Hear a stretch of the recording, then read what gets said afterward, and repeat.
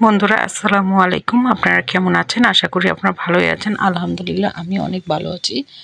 আজকে শসা দিয়ে একটা মাখা তৈরি করে দেখাবো। আর এই মাখাটা ভালো লাগলে অবশ্যই আপনারা সাবস্ক্রাইব বা ফলো করে দিবেন।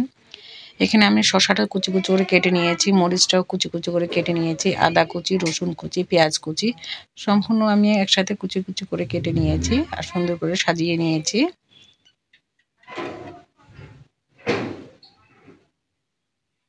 এটা দিয়ে আজকে একটা মাখা তৈরি করে দেখাবো, মুড়ি মাখা।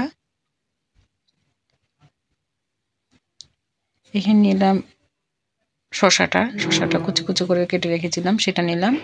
মরিচ কুচি, পেঁয়াজ কুচি, আদা রসুন কুচি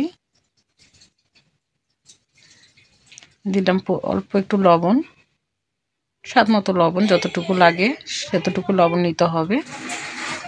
আর দিলাম খাঁটি সরিষার তেল।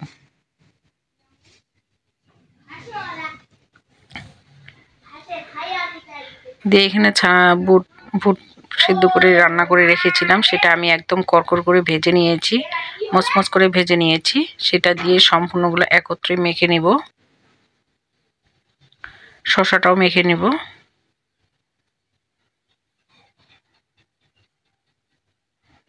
আপনারা চাইলে এভাবেও খেতে পারেন।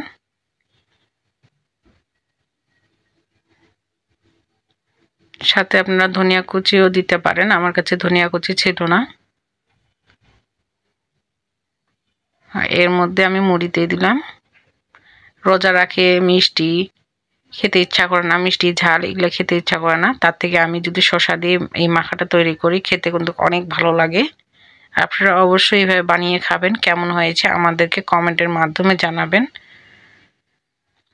ভালো থাকবেন সবাই। আসসালামু আলাইকুম।